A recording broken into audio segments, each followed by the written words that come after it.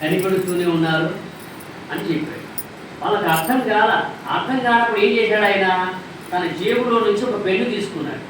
వివేకానంద తన జేబులో నుంచి పెన్ను తీసుకొని ఈ పెన్నులో అక్షరాలు ఉన్నాయని అడిగాడు.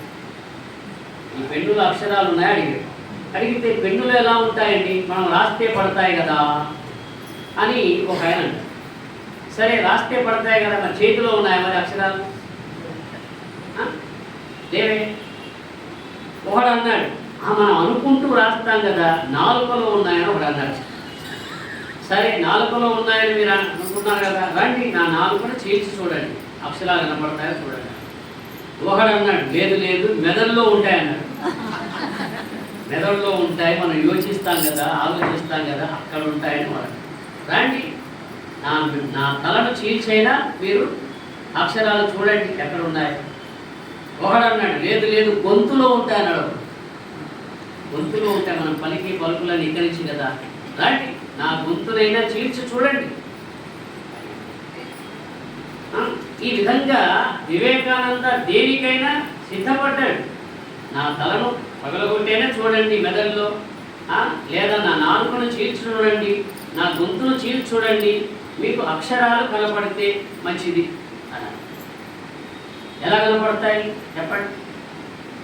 కనపడతాయా? కనపడే అవకాశమే లేదు.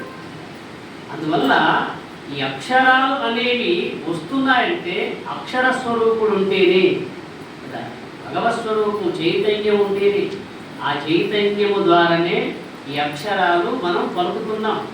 అంతే తప్ప ఈ పలికే పలుకులకు పరమాత్మయే ఆధారమని తెలియక నేనే పలుకుతున్నాను, ఈ చూసే చూపుకు పరమాత్మ అని తెలియక నేనే చూస్తున్నాను, ఈ వినే వినికిడికి పరమాత్మ అని తెలియక నేనే వినగలుగుతున్నాను, నడిచే నడవడికి పరమాత్మని తెలియక నేనే నడుస్తున్నాను అంటే మనకు మనమే సమర్థులం అనుకోవడం ఎంత అజ్ఞానం, ఎంత అజ్ఞానం చెప్పండి. మనం ఇప్పుడు లేచి నిలబడాలా కదా, లేచి నిలబడాలా వద్దా? లేచి నిలబడాలంటే దేహం సహకరించాలా, సహకరించాలంటే ప్రాణం ఉండాలా.